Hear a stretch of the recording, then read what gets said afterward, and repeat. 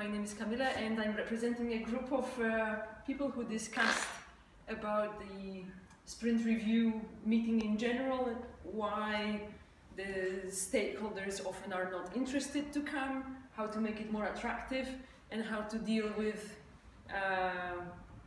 customers who are not satisfied with partly developed product. They expect a perfect product already at early stages during the sprints. So first, some basic questions: whom to invite.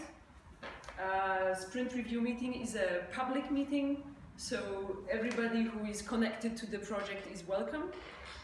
That includes the stakeholders and the customers, of course. That also includes teams that develop maybe related products or the related parts of the product. How long is the sprint review meeting?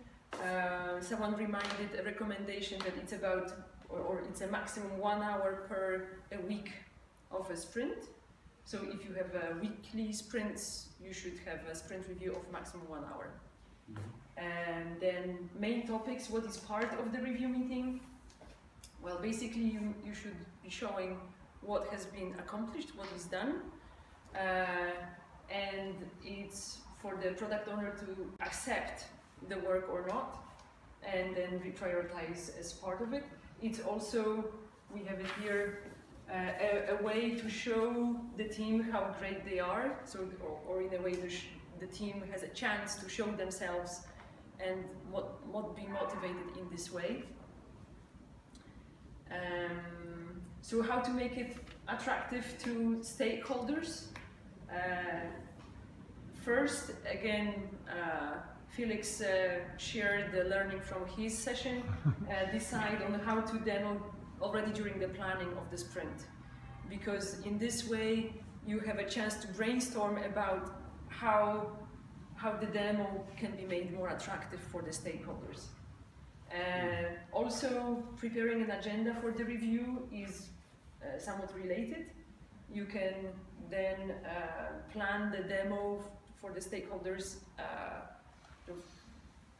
part by part, very accurately, so that they can come to those parts of the demos that they are most interested in.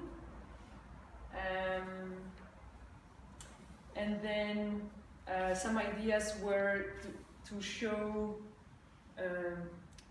whatever is possible. Basically, to show, for example, the result of the testing. So you run the test scripts, for example, and you show that it's successful at the end. You can also do like a control to show that something was changed, and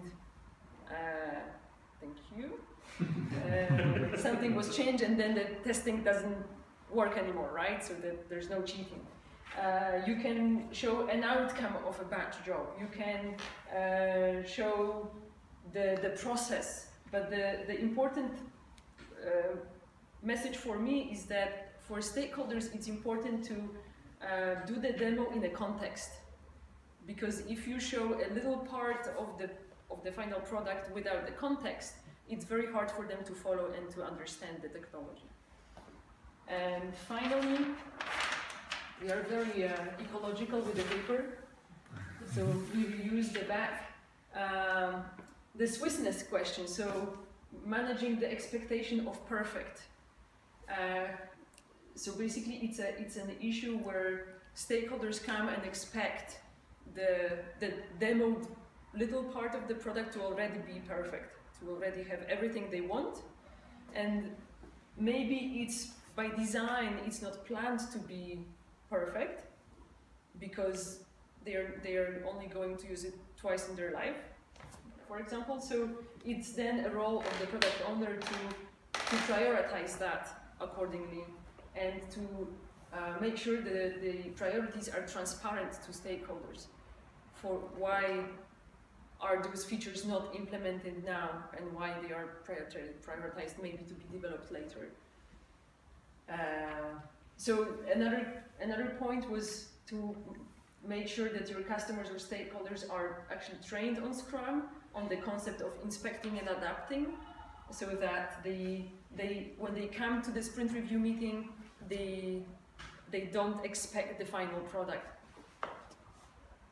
Lothar, questions or? Let's do one more minute. And final, maybe one final point is again, use visual cues, use mock-ups. There is a tool called Balsamic that you could use, and to manage those expectations, you can do that by visual cues when you make the presentation more digestible and the content more meaningful to the customers. Thank you.